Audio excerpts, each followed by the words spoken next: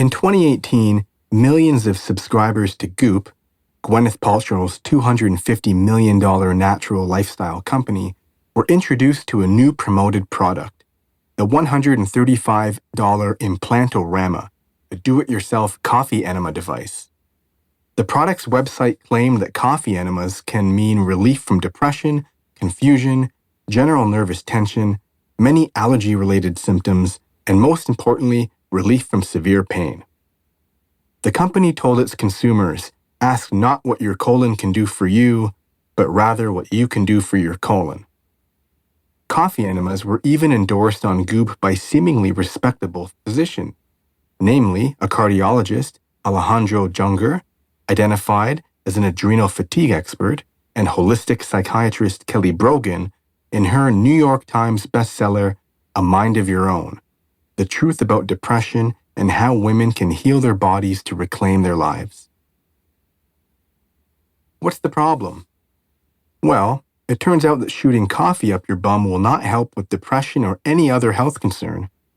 Coffee enemas have a long history in the alternative medicine community despite their lack of credible evidence. They were first introduced as part of the Gerson therapy, which was developed by a physician, Max Gerson, in the 1930s for the treatment of degenerative diseases, including cancer. Modern proponents of the therapy still claim that coffee enemas work by helping with liver and intestinal detoxification. The scientific reality is that there is no medical theory or body of research supporting the use of coffee enemas, and in fact, they can be quite dangerous and result in burns, inflammation, bacteria in the bloodstream, and even death. Goop subscribers who purchased Kelly Brogan's book about depression were introduced to even more products, services, and natural treatments for whole-body wellness beyond coffee enemas. They were told in Brogan's book that a laundry list of supplements was critical to their health, and that unless you are growing your own organic food in a bubble hermetically sealed from the ravages of the modern industrial world, strategic supplementation is almost always going to help you get better and stay better. They were recommended to doubt whether the scientific construct of depression was even real, and were warned about the purported dangers of antidepressant medication, Advil, Lipitor, Prilosec, fluoride, fragrances, genetically modified foods, antibiotics, vaccines, and birth control pills.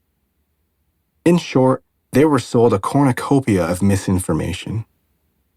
There exists little evidence to support the vast majority of Brogan's claims.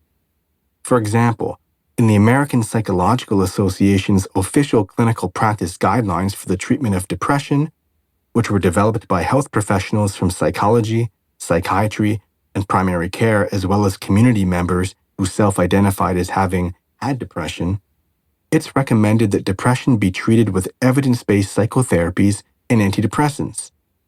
After reviewing the science, the guidelines don't recommend anything resembling Brogan's unnecessary and expensive testing and supplementing or dietary plan. And of course, there's no mention of coffee enemas. I'm a full-time practicing clinical psychologist, adjunct assistant professor in the Department of Psychology at the University of Calgary, researcher and science communicator, and during the last several years, I've cultivated social media in my quest to call out the questionable practices of grifters, such as those peddled by Goop and Kelly Brogan. A brief definition of grifters. A grifter is a swindler, a charlatan, a fake, a snake oil salesman like Clark Stanley, who sold snake oil liniment in the late 19th and early 20th centuries as a cure-all for various health conditions. Incidentally, it didn't work, and it didn't even contain actual snake oil.